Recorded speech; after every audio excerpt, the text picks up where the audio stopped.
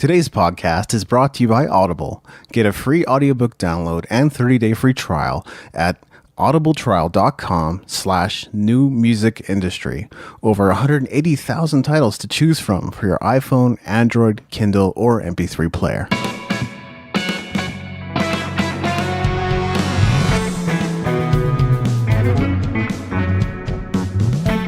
You're listening to the New Music Industry with David Andrew Weem.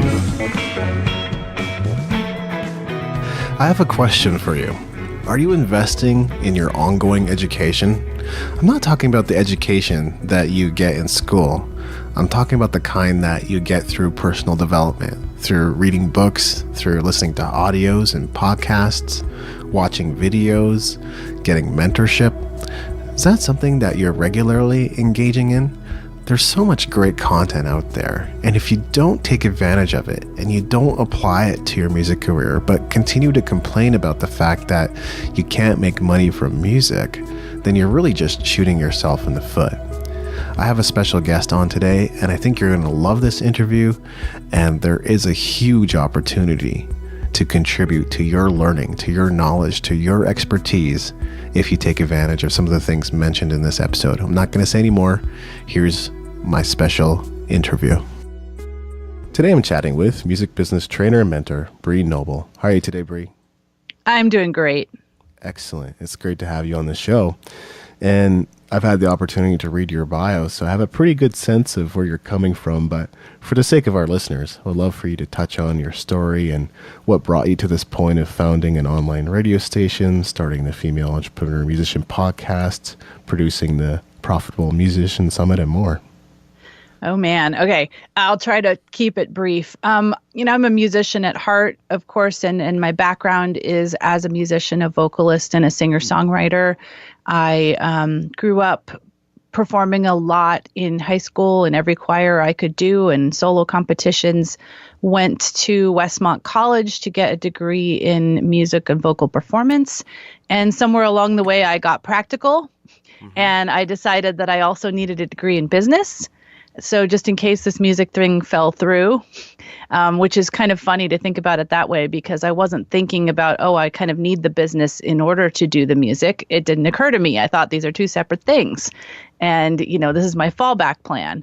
So, because I looked at it that way, when I got out of school, I really didn't have any guidance on how to make a career as a musician. So I went ahead and went into the world of accounting and finance and ended up kind of marrying those by being a director of finance at a top 15 opera company, which was a really cool experience.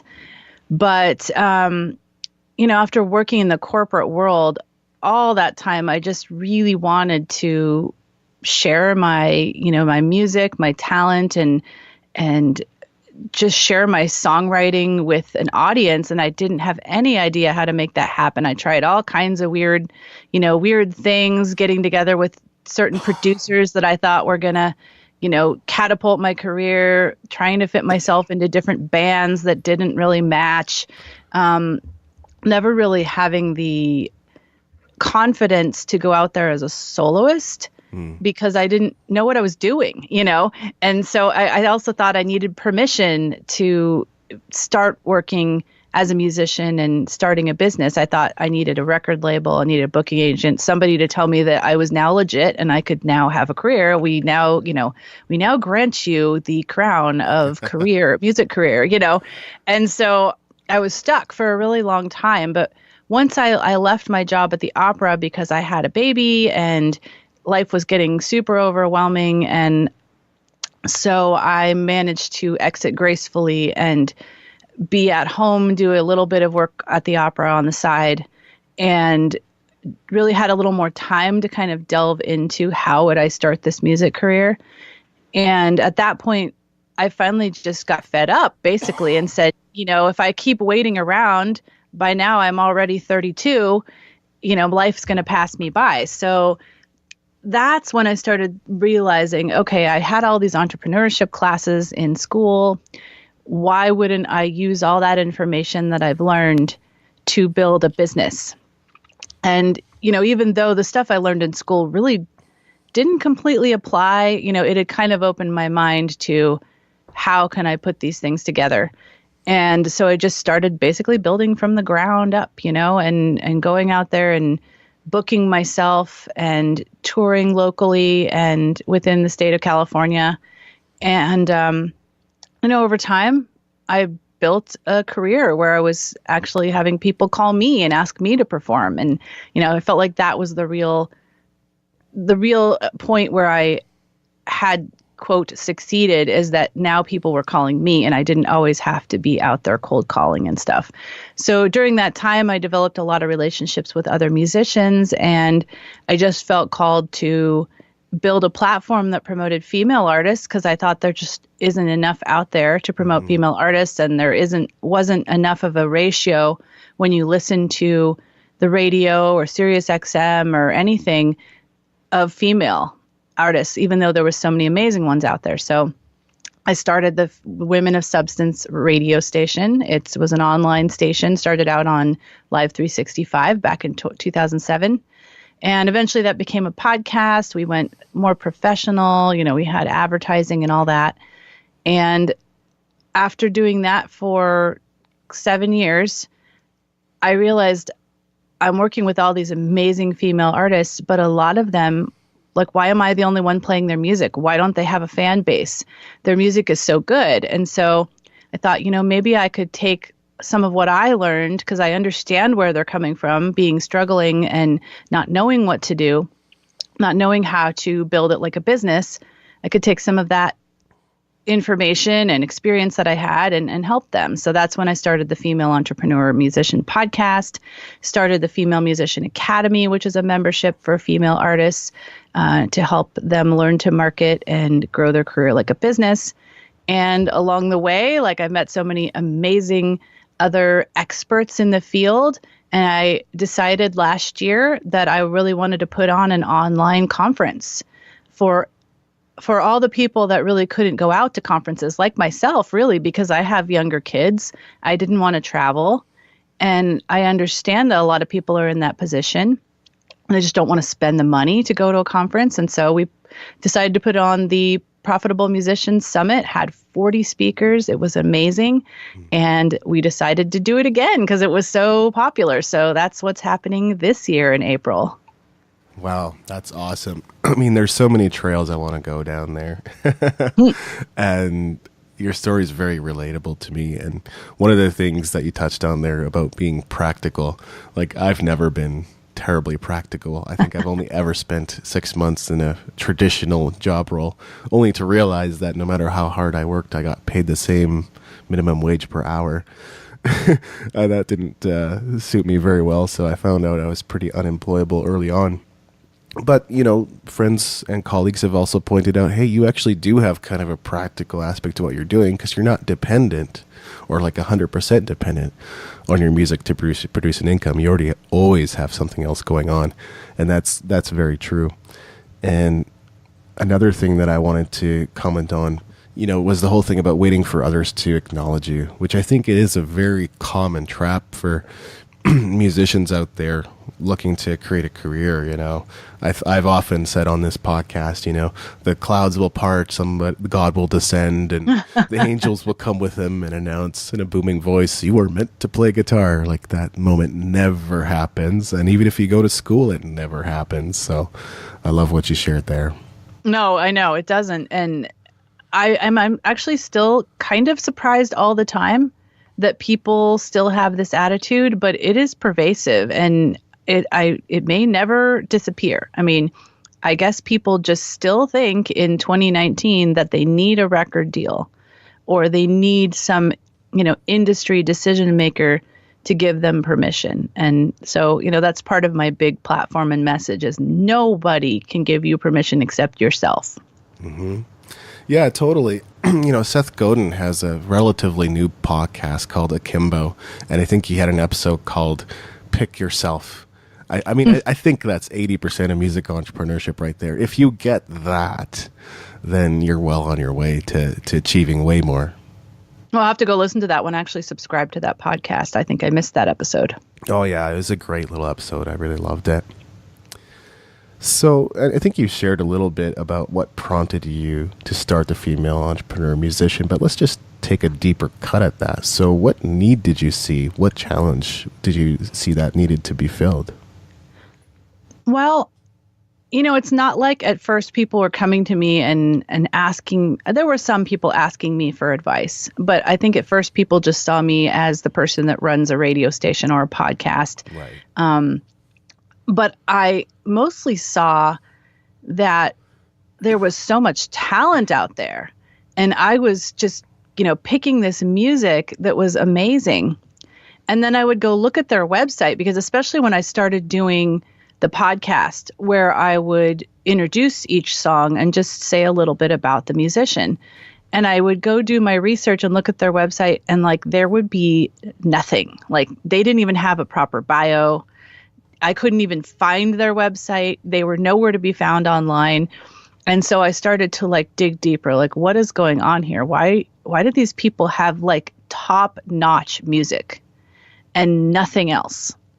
And I started to find out that people tended to think that, the whole build it and they will come kind of idea, that if they go spend a lot of money and record this amazing album in Nashville, then it will attract the right people and suddenly they'll be selling tons of music and be touring around the world or something. And, obviously we know that that's not how it works. So I was finding all these people that had this amazing music and then discovering after talking to them that this is what had happened to them, and they had been, convinced that that would be what would happen if they recorded their album. But now, it's after going to Nashville and all this amazing experience, they went home and everything was the same, except they had a giant pile of boxes of CDs in their garage and didn't have any clue what to do. Yeah. And so I wanted to help them. Oh, absolutely. And I know exactly what you mean. It's the same thing for me. Even in Calgary, which is, a city of about 1.5 million people, which is fairly large, but it really is kind of the middle of nowhere where I live.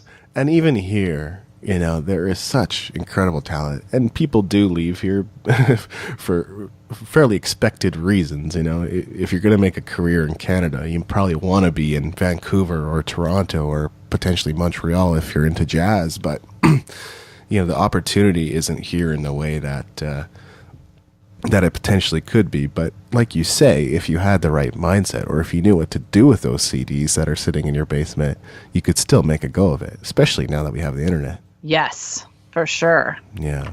So I'd love to ask more about the Profitable Musicians Summit, which I understand you have coming up on April 22nd, is it? Yes, it's a 10-day online event. It starts on April 22nd. We have a live opening party, which is always fun because we have surprise guests and lots of giveaways from our summit speakers. And so it's a really fun, interactive online live event. And then we go into 9 days of sessions, which are pre-recorded, but we release them a few every day. So anywhere from 3 to 5 on a day. And people, can register for the summit totally for free. And we have the summit sessions open for 48 hours. So they can go and choose the ones that they want to see and be able to view those for 48 hours. And so, they can figure out which ones they really are excited about. Hopefully they're excited about all of them. They're going to be amazing, but they may have particular topics that they want to learn about, and that we try to organize each day around, kind of a theme.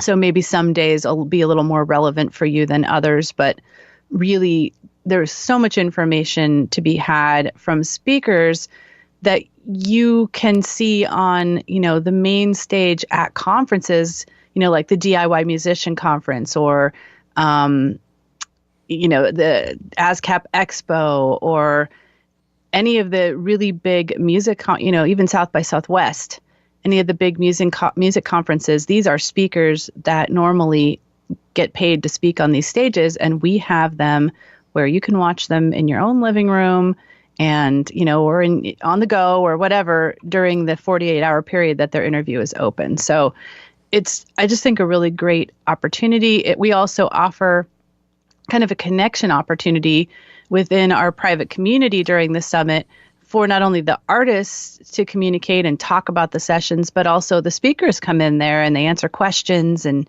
the people are able to connect with the speakers. So that's a really cool part of it too. It's almost like being there, being in a room together. Yeah, I love the idea for a variety of reasons. And I've looked at the speaker list and I've gone, oh, I know him, I know her, I've interviewed these two. Yep. So it's funny how like this is kind of a small niche in a way, right? There's there's a few experts out there on a few different topics, but when it really comes down to that, there's only so many of us to even know. It's true. It's true. I have brought in a few people for this particular summit because it's focused on profitability. Some people from the finance niche that, are used to working with creatives.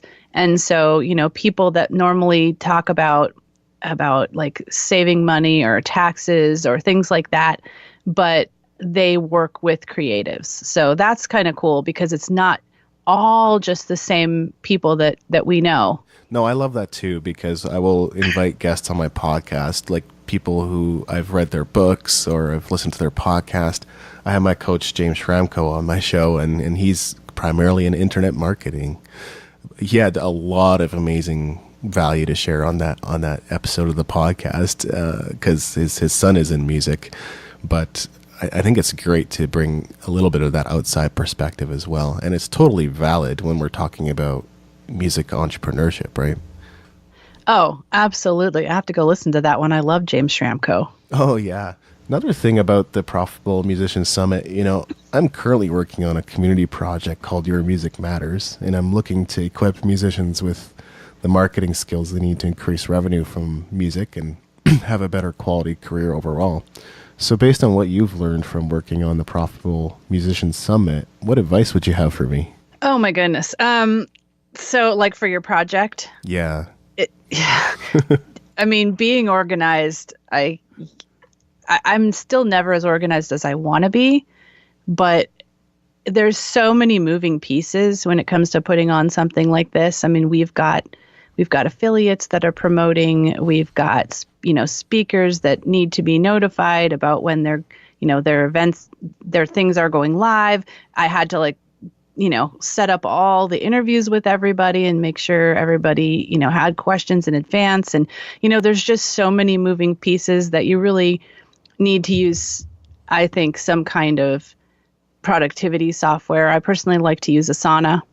Love Asana. Just to keep track of what it is that you need to do and when it's due. And, there's a lot of different deadlines involved. So I guess that would be my biggest advice. And, I don't know if you're working with anybody or you're just doing it on your own, but I work with a partner, Steve Pal-Freeman from the Music Launch Hub for this event. And we have a shared Asana. So we're able to kind of assign things to each other or pass things along, which is kind of nice. But we also met probably every 2 weeks throughout the process. And then now we're meeting every single week just to make sure that everything is ready to go and everything's moving along correctly as we open up the summit for registration and as we go live. Yeah, that's a great tip. And one thing that I have been doing is I've been starting to engage the community, looking for, social media influencers or having conversations and sitting down. Who should I talk to? What feedback, tips, or ideas do you have for me? All those kinds of things. So I do find it's slow moving at times, or sometimes it can be challenging to find the commitment level you need from others to make it work. And that's the challenge of the community project anyway. It's not for profit. And so really setting it up in a way that it seems like an opportunity for others to be involved, I think that's potentially the biggest challenge. Yeah, and I think you're right. Always remembering when you're talking to somebody about it, ask them if they know anybody that might be interested. I mean, that's how I found some of the speakers for this that I wouldn't have known about or thought of, is just asking the speakers that I had, is there anybody that you think we need to have on here? Like they're a must have. Yeah, absolutely. That's something that I continue to do. And I've gotten some really cool recommendations and waiting to hear back from many of them too. So yeah, I'm going to keep at that. And so what sort of reaction have you had to the Profitable Musician Summit? Oh, last year's summit was it was so fantastic. We had thousands of people attend. People just really loved it. You know, I've heard throughout the year about how people are still implementing things that they learned. And I think it also introduced people to some, you know, other influencers in the music industry that maybe they didn't know. And sometimes, you know, it's not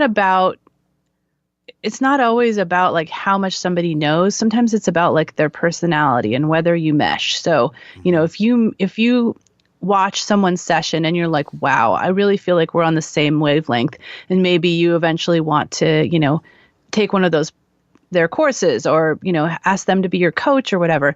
Like, not everyone is for everyone. You know what I mean? So having kind of this gamut of like 33 people that you can watch and, you know, connect with on some level and be like, yeah, I think this person might be the one that could really help me move the needle in my business. You know, I realize, you know, I'm not always that person for everyone. So it's nice to be able to introduce my community and, you know, all the people that come into my community during the summit to the gamut of amazing coaches and people that help musicians. Yeah, it's really great to have different teachers. That definitely sets you up for success in the sense that someone will relate to another one more so than the other. So I love that. And, you know, the whole framing for the whole thing is it even possible to be a profitable musician? Which I kind of like, but I'm wondering if that's like a comment that you've had from others, or if it's just kind of a general branding statement. I mean, I do think that there is a lot of skepticism out there. Yes. And there's a lot of people suffering from, you know, the myth of the starving artist kind of thing. Or I guess it's not a myth if you subscribe to it. You know, the fact that so many people just think that's what it has to be in order for you to be a musician. Like, you just basically have to give up your life for your art. And it's almost like being a martyr, you know, and I just want musicians to like actually ask that question in their head. Like, am I really thinking this? Am I thinking that, is it even possible? If I am, then how can I turn that around so I can actually, you know, use the stuff that I'm learning here? Because I think, and I wrote an article about this for Soundfly that's talking about, you know, like before you come to the summit, there's this one thing that you have to deal with, or you're not going to learn anything. You're not going to actually take action. And that's if you've got some kind of limiting beliefs around money, or if you've got, you know, what I call money blocks, right? Because there's no way that you can open yourself up to receive and actually follow through on any of this stuff if always in the back of your mind, like, you're thinking, well, that might work for someone else, but that won't work for me. Or, yeah, they're just saying that because, you know, they think that we're going to believe them, but we know differently, you know? Yeah, absolutely. You know, I've been attending a series of seminars since last summer, so I'm kind of looking at the world from a fresh set of eyes. And, you know, one of the things that I see, whether it's like YouTube personalities or other musicians, is they often seem stopped by like the easiest or the simplest of things, or they seem upset or even get panic attacks because of these things. Not to belittle any of it. It's just amazing to me that what people are stopped by sometimes. Yeah. Oh, and so many times it's subconscious. Yeah. You know, right. Part of the article that I wrote is like, you know, if you grew up and you know, with your parents always telling you that money doesn't grow on trees, it's a limited resource, money is the root of all evil, like things like that, then you might even be believing those things subconsciously, and they might be so ingrained in your belief system that you can't actually take action on all the stuff we teach during the summit, and you might not even realize why. So, you know, just analyzing the way that you think about money and the way that you feel when people talk about it will help you be able to eventually get past those. But it takes time because, you know, these beliefs have been forged in your psyche for years and years, right? I think, you know, one of the things that I've been learning is make the commitment first and you can work the rest out later. And I would love to say I've always been that way. I've definitely, you know, shrunk down much smaller than that in the past. But, as much as possible. That's how I look at things now. It's like, okay, am I going? Yeah, I'm going. I went to Vancouver earlier this year. That was a trip that I was planning to go on, but it was just a few days in the middle of the week. I still had work to do, and I was there for the graduation of a friend who was finishing a seminar herself, and I just said I would be there, so I was there. From past me, that's kind of unimaginable. Yeah, sometimes you just have to totally commit, like you said, and figure out the rest later, because if you wait till you figured it out, it'll probably have passed you by. Yeah. Unfortunately.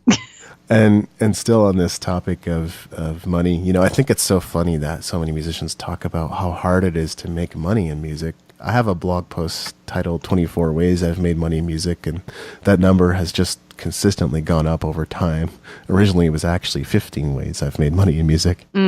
Yeah, it's one of our speakers this year is Randy Churkow, and he, he's from the Make Money with Music. They have books, they have blog posts, they have just tons of things, and they've literally come up with like over 300 income streams for musicians. Oh, yeah. Yeah, and most people think there's like 3. So last year's summit, we actually focused only on different income streams, and we had 33 different income streams. Wow. That we focused on, which, I think really opened a lot of people's eyes to the way that you can kind of build your portfolio of income streams as a musician. You're not just only, performing live or recording, and selling music. There's so many other things you can do. And so, yeah, Randy, during his session, he just covers as many as he can, but there's still like so many that are in their book or, in their newsletters and things like that. So this is the kind of mind-expanding topics that we try to cover on these summits. Mm-hmm. I'm not surprised at all. There are just so many different ways of making money, especially online these days. That has really blown the doors wide open in terms of what's possible. So that's cool, though. And I think that's encouraging for a lot of musicians to see. Yeah, and I mean, to your point about putting entrepreneurship and musicianship together, and what you do with this show, like there are so many income streams that are similar to what entrepreneurs do. I mean, I obviously in my business, I have a bunch of different income streams, not just one. And so, as musicians start to think like entrepreneurs, they can start to pull in those income stream ideas that entrepreneurs are using. I mean, I know that Randy in his talk talks about things like affiliate income, and I think most musicians don't think about that.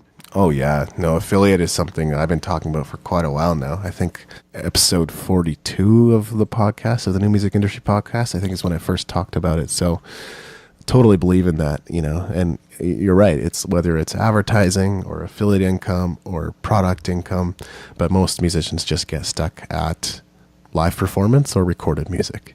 Mm-hmm.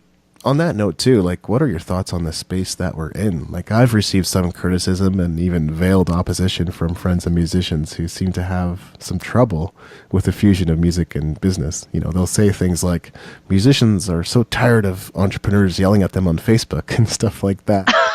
and yet, I think it's one of the most important movements that's catching momentum right now. So what are your thoughts, and have you encountered any resistance from musicians yourself? That's actually really interesting. I have never heard anyone being opposed to it. Most of the time, either they just say to me like, I just don't feel like I can digest this right now. I'm too much in the creative space. Or the one I usually get is like, I don't want to have to think about this. I'll just hire someone to do that part, and I'm like, no, not really. But I've never gotten any like, I'm tired of entrepreneurs yelling at me on Facebook. I've never heard of that. So that's pretty interesting. Yeah, most of the time what I get is like trepidation. You know what I mean? Like they know that they need to learn it. They know it's going to make them a better musician overall because they're actually going to have a business. Yes. But they don't know how. And that's, obviously why they're coming to me. And they've got a lot of, again, like limiting beliefs about it. Like, creatives can't be business people, and, I'm right-brained, so therefore I can't do that other stuff, that kinds of limiting beliefs. And, so I just try to talk to them from where they're at because I understand it. Like before I married the two, my music business was totally music and creative focused, and I didn't know how to put the business side together. And so I was like a split personality almost. And so I understand where they're coming from. And that's why I talk about things like, we are scattered creatives, and that's okay. Like that, that's one reason why we make such great music and we have such amazing ideas. We just have to learn how to harness it and how to create a system, systems and strategies for working within that. So we're not like shutting our creative side down, but we're able to actually let in the other stuff and devote a certain percentage of our mind and our time to the business stuff. Yeah, I found that is totally possible. And I guess, it goes back to my reason for getting into this whole space of music entrepreneurship to begin with, which has its roots in 2011 when I began learning about business, and I joined a couple of network marketing companies, and I was never successful in them, and I didn't stick around in them, and that wasn't my path, I guess. But what I learned from listening to the CDs and reading the books and going to the conferences and events and reading and learning from my mentors really stuck with me to where that those skills translated very well into being a musician. And that having realized that, I wanted to share that with the world. That's why I do what I do. Isn't that funny? I think a lot of us have that experience of being in network marketing and being like, no, this is not for me, but I did learn a lot. Yeah. I have the same kind of experience. Well, it's exactly right. I've actually talked to some other people in the music industry who said, oh no, I did incredibly well in network marketing and now I'm doing this. And I said, oh, wow, like you're just amazing at whatever you do. Yeah. This is nice to have, but a few general questions. What are some of the biggest challenges you've encountered as an entrepreneur? I would say scaling my business. I would say that as an entrepreneur, you often get to this place where it's like, if I don't, number one, get some help, I'm going to go insane. So needing to hire somebody and not really being able to have the income yet to hire somebody at the level that is going to make them happy, but hoping that, they'll understand that they can grow with you. And luckily I found somebody that's been willing to do that. Cause I could only hire her for, 5 hours a week or something when we first started. But I knew that I needed that if I was ever going to grow to the next level. And then, trying to decide, like, if you really want to go to like the next level, do you want to get an investor or do you want to try to self-fund it? Mm-hmm. And, I've actually self-funded myself the whole way. But I think people don't understand what kind of a limb you're putting yourself out on. And, they see that like, oh, you're bringing in, your business is growing. That they don't understand that like, it's a bit leveraged, and I know that it's the plan makes total sense and that it will get me to the next level and it won't be leveraged anymore and, and we'll grow and all that. But I think a lot of people on the outside don't see that. And especially musicians, I think when they spend a lot of money on an album, they think they're the only ones that have like gone out on this limb and like put all their life savings into an album or something. They don't know that entrepreneurs like myself are doing that too. I so get that. And not being able to hire who you want to be able to hire, that could come from cash flow problems. That could come from not having quite the revenue you'd like to have to be able to do it. My business, for the most part, has not been built on debt either. And same thing I went through probably last year was considering, should I get an investor? Should I sell this coin collection? Am I going to start selling some of my instruments? Like, how is this thing gonna keep going? And I think. Well, and I think investing in yourself is investing in your business. For example, getting coaches, like you said, you had James Schramko as your mentor. Yes. Like we need to have those people that are ahead of us so we can make sure that we're making sound decisions and get advice from people that have been there already, so we don't make mistakes we don't need to make. Those can be costly. And so to me, that's absolutely worth it, but it's not cheap because every level that you move up, the coaching you need is more expensive. And so I'd say, for musicians, I get often, from people that maybe haven't educated themselves in this area, some pushback on, I can't afford to invest in, your membership or you as a coach or anyone as a coach because I'm not making the money yet. Mm-hmm. I'm like, yes, it's kind of a catch-22 situation. It is, isn't it? If you know that you're a person that when you invest in coaching, you do the work and you make progress, then it's, the ROI is there and it makes absolute sense to make the investment because it's a sound investment. That's a really great point. I love that. And on the flip side of it, what are some of the biggest successes you've experienced as an entrepreneur?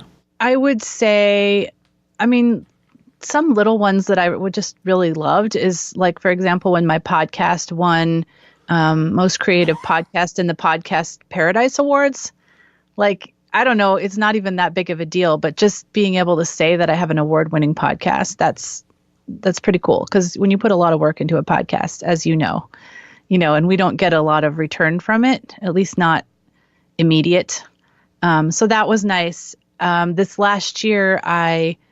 is only 3 months into the year, but in January, I released my first book, which was really exciting. Oh.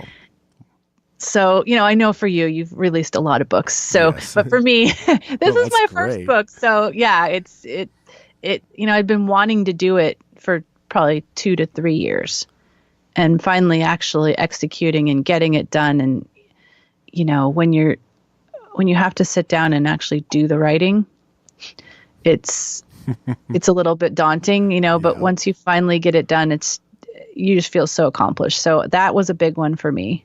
Oh yeah. Writing a book is no small deal for sure.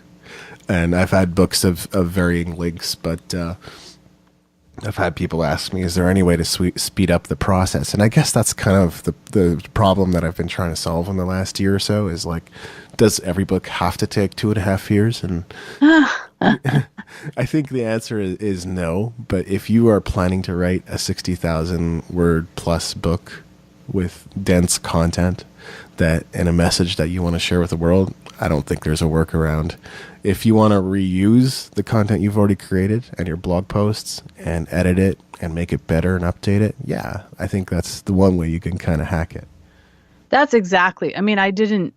I pulled a few things. So I had one main cornerstone content blog post that I used as the framework for the book, but it needed to be built out a lot. So, it was just nice to not start with a blank page. Yes. And then I did pull in a few other blog posts that I had, or I transcribed and then edited some podcasts that I did on particular subjects that went really well with, what I was talking about in the book. So that was nice.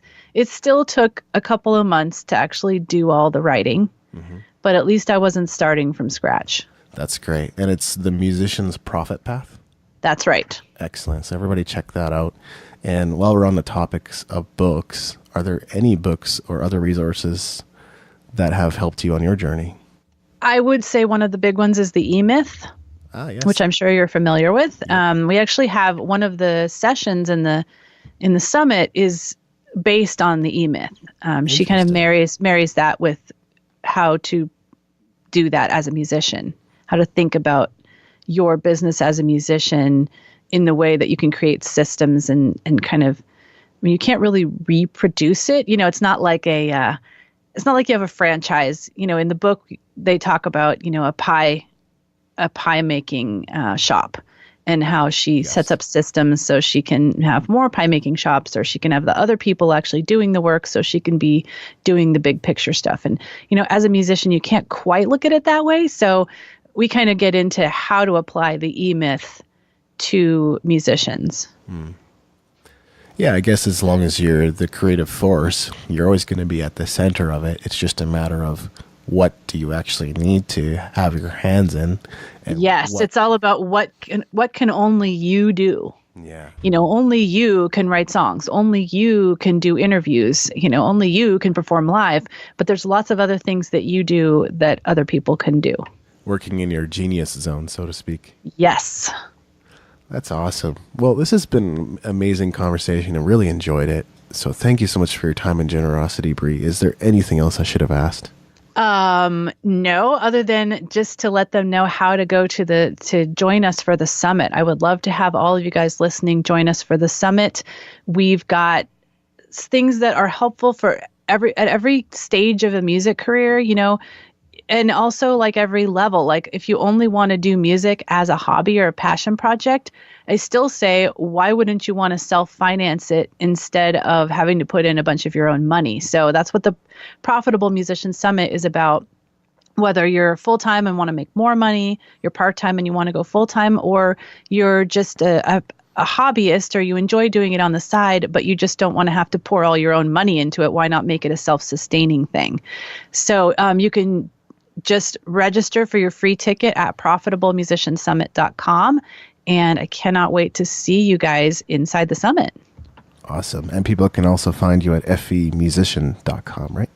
Yes, absolutely. Fantastic. Thanks again, Bree. Thank you. Thank you for listening. Music in this episode was brought to you by Brian Young. Wherever you're listening to this right now, please consider leaving a 5-star review and comment to help us get the word out about the podcast.